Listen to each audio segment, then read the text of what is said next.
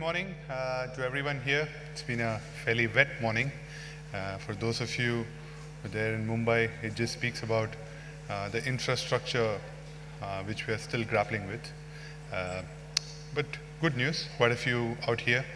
And I'm fairly sure that the day is going to be fairly packed with quite some interesting views from different retailers. And I, as a part of A.T. Kearney, we hope to share our view on where the retail in India is shaping up. We are, of course, extremely optimistic. And for those of you who follow the GRDI index of A.T. Kearney, you'll notice that this year India is back at number 1. And we are fairly optimistic. And what we feel is the need of the hour is to keep things very simple. And simplicity is going to be exactly what will be required. And start with what a visionary shared about how he launched products, how he launched one of the most successful companies, Steve Jobs. Simple can be harder than complex. And we believe that the need of the hour is to not overcomplicate things on retail, just keep things simple. Believe it or not, Indian economy is fairly fueled by this huge middle class. 58% of our GDP still comes from private consumption. We are not export dependent.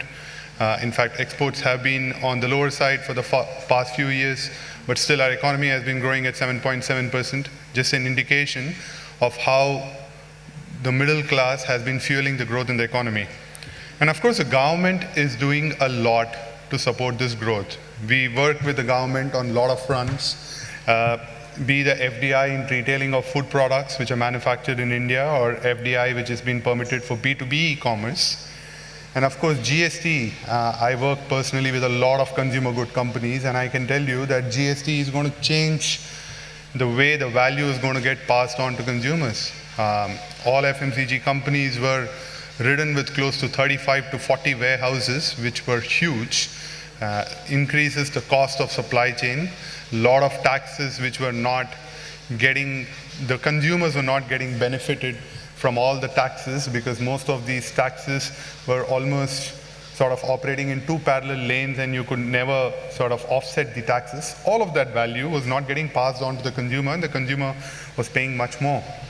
And what we have seen is that GST will change our warehousing infrastructure. GST will change the way logistics in India will operate. We believe that most of the companies, food companies in India, will not operate more than 20 to 25 warehouses. This will bring in a lot more scale. Over a period of time, the number of warehouses will further come down. The quality of warehousing and logistic infrastructure will significantly improve. We work with the government on the road transport and the infrastructure side, and we see the investments which are happening from the government on improving the infrastructure on the roads, or putting up concepts like e-tolls, warehousing parks, and all of this is in the right direction, wherein we believe that eventually this will attract a lot of FDI, not only in retail, but also on the other areas which are more like logistics and warehousing, which will make this entire sector booming, right? So we believe the government is taking the right decision. Of course, the sore point always remains in India, and it will continue to remain for some more time, on saying whether FDI in multi-brand retail will be allowed or not. While we keep debating, a lot of infrastructure developments will happen, and retail is going to get booming. And no doubt this manifests itself. If you see the last 3 years, and it's the impetus provided by the government, the positive sentiment which is carried out, which exists within the consumption class in India, reflects itself in the form of the Global Retail Development Index which we have, and India is back to number 1, right? And what's very interesting is the emerging markets will continue to grow, right? Whether it's you look at the overall consumption or you look at the overall organized retail, it will grow faster, much faster than the developed economies. And the countries to watch out for will of course be India and China, but the good news is that India has now come as number 1. China was number 1 last year. And if you look at what that extreme right-hand side is, and you would see all these countries are developing countries which are much larger focus, predominantly in Asia. right? And this captures saying both in terms of the risk which is there in the market, as well as the potential which actually comes from how much spending power the consumers have. We see India to be in a very sweet position, and it will only keep moving better and better downwards in terms of the country risk, and then right in terms of the potential. So what made India replace China as #1 retail destination in 2017? Quite a few factors. We believe 4 of them. Increased consumer spending beyond essentials. We see, as we work with consumer good companies, the product mix is changing much more towards niche products. It's changing much more towards addressing a particular need than the mass-driven products. We have worked a lot with food companies. I'll give you an example. For example, in biscuits, glucose biscuits, which was traditionally considered to be the bread and butter of the biscuit market, is actually degrowing, right? And the biscuits which are actually growing are much more the sandwich biscuits or the cookies, which actually shows that the need of the consumers are actually changing, and it is not just the basic need. Be it personal care, the kind of products which are emerging out, the startups which are emerging out in this space. You have now startups which are focusing on frozen yogurt. You have startups which are focusing on salad dressings. It all shows that the spend is much more moving towards the discretionary side than just on basic essentials. And the penetration in the Indian market is fantastic. The Indian retail market, when I say retail, I include both the unorganized and organized. It's close to 1.2 crore retail outlets, right? And what companies are actually doing today is to increase their reach and eventually to reach out to almost close to 20 lakh outlets on their own, predominantly driven by this large company called Hindustan Unilever, followed by all other companies which are trying to reach to almost close to 15 to 20 lakh outlets. And eventually what they ensure is that all the famous brands have a physical availability, not just the mental availability with the consumer, right? So this will ensure that branded products will start growing more and more.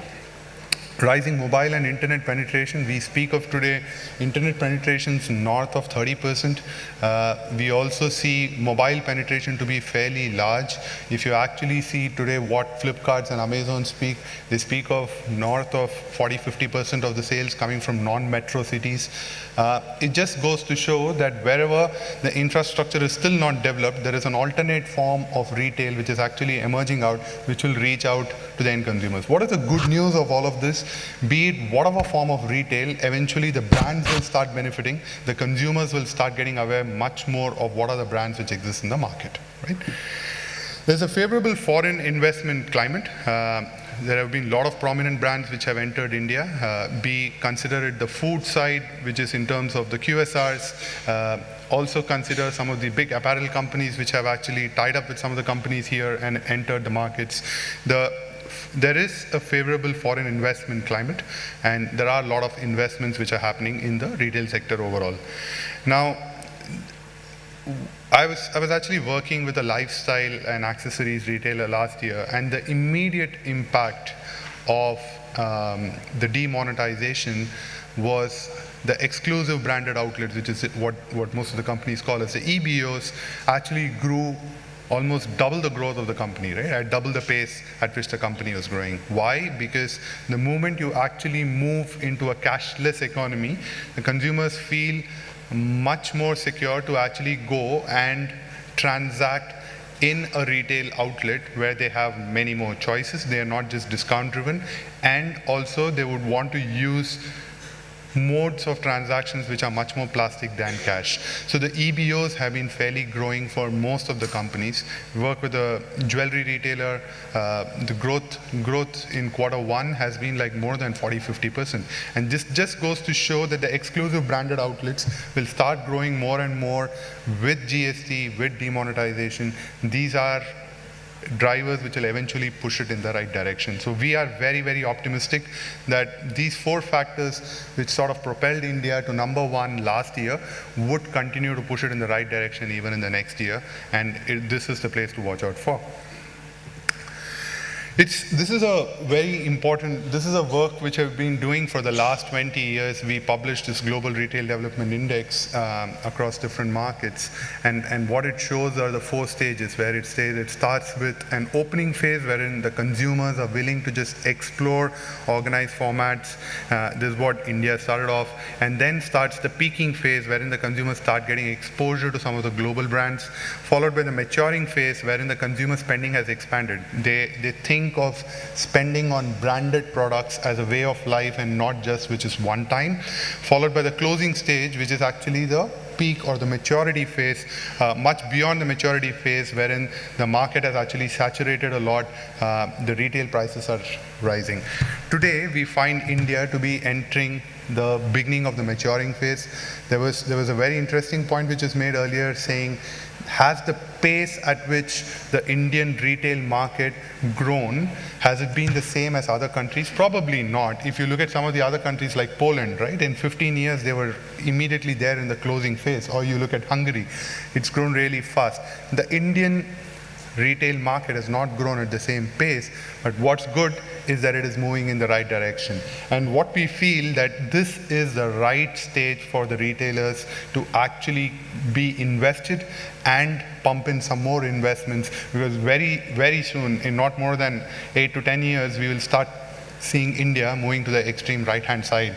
There will be a lot of consolidation which will happen from the retail spaces environment, but at the same time you will start seeing India moving much more towards the right-hand side. So this is the right stage for all the retailers to be invested in. So what do retailers need to be aware of to win in India? We believe there are 4 things. Customers want value. That's absolutely important. You can never think of having your value proposition and just pushing it down to the customers, eventually saying this is the value proposition which we have been driving in other markets. We believe that that's the same value proposition which needs to be offered to the Indian consumers. Absolutely not, right? You need to drive value, and the customers want value from the products. Customers want omni-channel experience, and this is one area where we have actually discussed with a lot of retailers for the past few years. You take some of the biggest retailers in India today, all of them have practically an omni-channel experience at their physical retail outlets. And what's also very interesting is some of the largest e-commerce players. So if you go to Bangalore today and in 100 Feet Road, you would actually see Myntra has set up a huge setup of Roadster retail outlet in Bangalore. So there is convergence which is happening in both the directions. The offline retail players are offering an online experience. Online retailers are actually getting into the offline world. So there would be a lot of omni-channel experience. What this ensures is that the customers will get humongous value, humongous choices, which is traditionally one of the biggest sore points of retail, wherein you don't have all the choices. You go into a shop, you don't find a particular variety. Whereas what you will have today is you will have a few varieties kept at the store, and then a lot of varieties which you can actually pick it online and then eventually try it out in a virtual environment or in a magic mirror kind of an environment and get it delivered. So you will have the benefits of both the online world and the offline world. And we believe that retailers should quickly adapt to this particular mode wherein they give both the online experience and the offline experience from the retail environments. Retail is nothing but a mix of needs and entertainment space. A few years back, I just had an opportunity to work with one of the largest real estate developers in India, and at that point of time, we were setting up a mall close to 5 lakh square feet, and the most important parameter at that point of time was what should be the size of the mall. And if you actually see today, malls which are close to 1.5 lakh square feet to 2 lakh square feet, these are the ones which are facing a lot of issues. Eventually, we believe that malls, retail environments will become a space wherein you will have a mix of shopping, food, entertainment, and entertainment is not just movies, which will be much beyond. There will be public spaces, there will be social environments to actually mixed together with your cultures. And this is the direction we actually see that retail will move towards. India has a dearth of social or public entertainment options, and we believe that malls and shopping centers will actually act as a pivot for this. And eventually retail, which are located closer to these places, wherein a family moves in early in the morning, say around 10 o'clock, does their shopping for the week, eventually has an entertainment option for the kids, and then they spend the whole day at that entertainment center, and I don't call it as a mall. Those are the places where retail will flourish, right? And so we believe that retail will move towards that direction. And digital and big data analytics are here to stay, and that's very important. Digital sounds like a buzzword. Almost every company speaks of digital, but what we believe is the personalization with the end consumer is going to be the way. You have a lot of data in the way the consumers shop. The shopping journey has now become fairly complicated. Earlier, you used to go to a store, try out a couple of products, eventually buy it. But now that's not the way. You actually hear from someone on WhatsApp, go and Google about the product, go to the store, see the product, check what's the price on Amazon and Flipkart, ask for deals from the offline retailers. So it's a fairly complicated way of purchasing. Now, what we believe is that the consumer needs to be tracked. You need to understand saying, how does the consumer shop? Does the consumer shop eventually online? Does the consumer shop eventually offline? And if you have the data of saying the consumer who has walked into the store eventually is a consumer who's a fleeting consumer or much more flirts with the products in the store and eventually goes and purchases it online, the kind of efforts which you need to put in has to be differentiated, right? And that's where big data analytics will really help. Almost, it's fairly shocking sometimes, but when you hear that every mobile number of yours is being tagged, and then eventually every company knows that where you are shopping, what are the kind of products you purchase, what kind of ads to show, that's the way in which consumers are going to get targeted in the future, right? So, what do we believe that retailers need to do? We believe that there should be focus on three mantras, what we call for the Indian retailers. Localize, don't Indianize, right? India is a fairly large market. The cultures vary a lot. You see today, even today, the modern trade penetration in the south of India is actually much higher. Most of the companies launch their products in the south of India. India is not just one country. There is a lot of mix of cultures, the mix of what they need, when do they need, right? So there cannot be a one-size-fits-all approach for India. You need to have a localized approach in every market within India. Learn from smaller players. You cannot have the big daddy attitude and then dismiss some of the smaller players.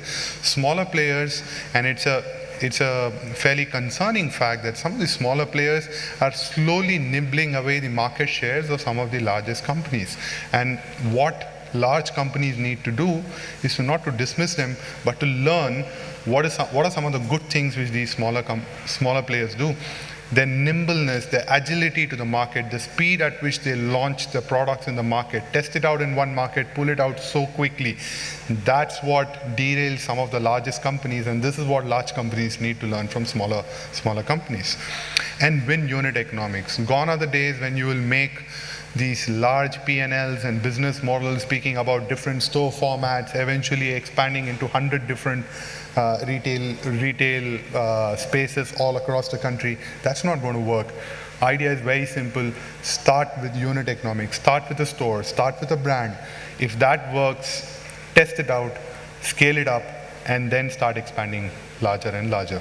We worked some time back with an oil and gas company which was trying to set up non-fuel retail stores, and the learning which we actually got by setting up the first 10 stores, which was over a period of close to 1 year, was much better than the learning which we had all got by developing a lot of those thoughts on paper for almost close to 2 years before launching that. And eventually what we had thought of 2 years before we launched, everything was just safely put into the garbage bin, because what we launched into the market and what kind of convenience options do people seek out of a non-fuel retail was very, very different in different markets. And that is something which you'll be able to do only when you start doing unit economics, launching it very, very fast, right?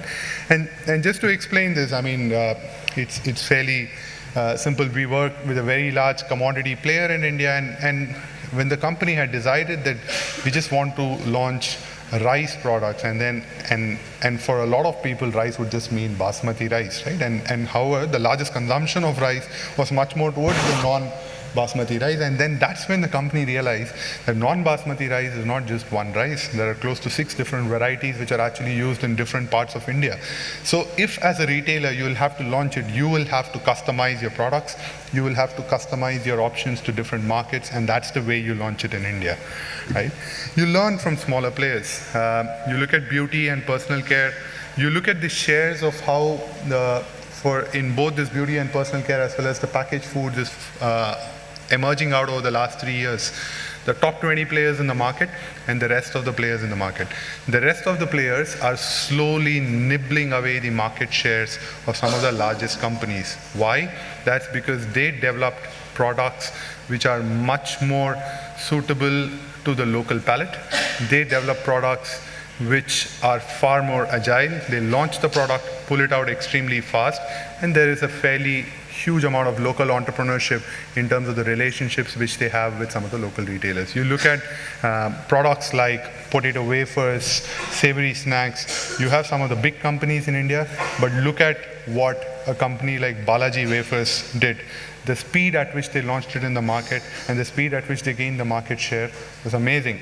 And within a period of time, what you realize is now Balaji Wafers actually becomes much more like the top 20 company, and you have few more companies which are the local market players who are just giving them the run for the money the way they did to some of the bigger players. So this is going to be the way in which the Indian market is going to behave. Unit economics, very important. Do it at a store, do it at a brand, and we believe that agility in the market is the most important mantra. So with these 3 mantras, I would like to conclude my short presentation. It's been a fairly tough day, tough morning for quite a few of you who have just joined in. Hope to interact with some of you through the day. Thank you.